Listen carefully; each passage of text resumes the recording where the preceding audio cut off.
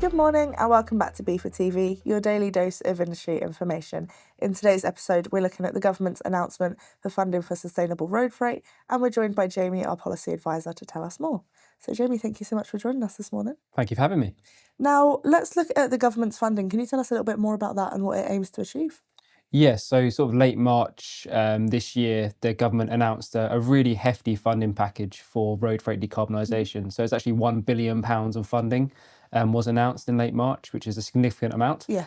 So that funding goes to a number of things, but it's basically to help decarbonise road freight. And road freight has become the UK's largest greenhouse gas emissions sector. So before it used to be the power industry, so generating power, coal power plants, all that sort of stuff, gas power plants. But actually, the UK has been on a real journey of decarbonisation in the energy sector in the sort of the past few decades. And now it's actually no longer the largest greenhouse gas emitter. And road transport, domestic transport, has become up to 30% of greenhouse gas emissions. So the government obviously sees that as the next big thing to tackle. So they've announced a huge funding package to try and reduce that. And what specific programmes will be of interest to our members? Yep, so there's been sort of two schemes announced. So you've got the zero emission truck and van grant and the depot charging scheme. These schemes did exist previously in previous formats, but what's happened now is the government has changed the names, added some additional funding, and also extended the timelines, which is really crucial. And can you explain a little bit more about what these two grants mean for our members? Yes, so if you look at the zero emission truck and van grant scheme, that is a tiered grant scheme which basically offers money off the initial purchase of an electric truck or van. So one of the big problems with electric trucks, particularly HGVs, is that that upfront capital cost. They can be a lot more expensive than your diesel equivalent. So actually, this tiered grant scheme offers up to £81,000 off the largest trucks. Right, okay. So it's really to help businesses overcome that large capital costs, get them into their fleet, and essentially our members don't have to do anything about this. It is at the point of sale, so they don't have to apply for the grant. The grant is given to the manufacturers and the dealers. So it's just our members just need to be aware that the truck they're after is in the grant scheme and to speak to the manufacturer and dealer. But essentially, they can get a large amount of money off purchasing a new electric truck.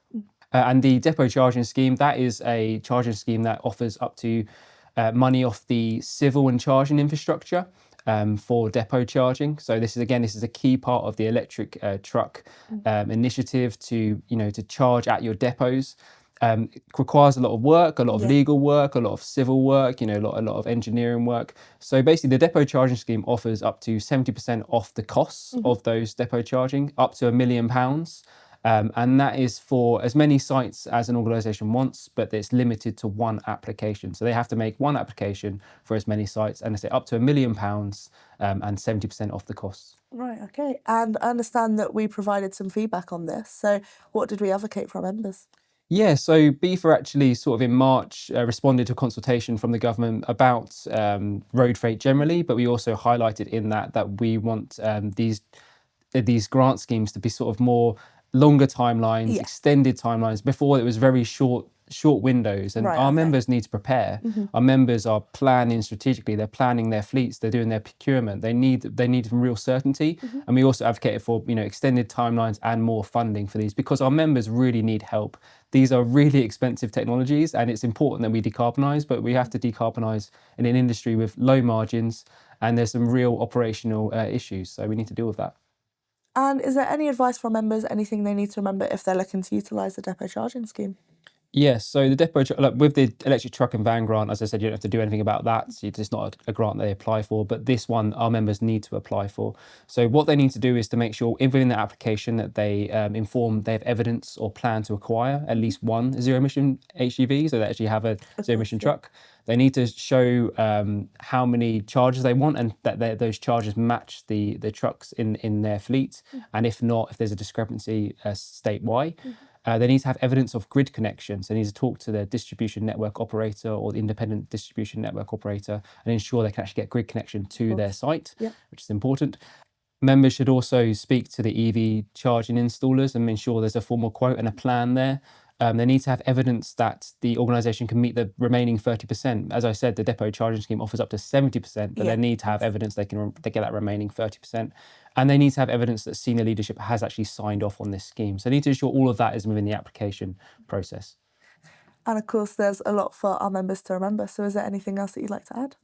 Yeah, I would just say for our members, if they're interested in the depot charging scheme, to go on the government website and ensure they meet the eligibility criteria. There's also a bunch of supporting documents on there with FAQs, ideas on how to complete the application process to do that. And also just get in contact with us, because I'd be really interested to hear members' views on those who have used the scheme or are thinking of using the scheme, and what their feedback is. And I can provide that to the wider membership. Of course, that's great. Thank you. Thank you so much for the update. Thank you. As Jamie said, there is some more useful information on the government website, so we'll put a link to that in the description, as well as Jamie's contact details. That's all for today's edition of B4TV, your daily dose of industry information.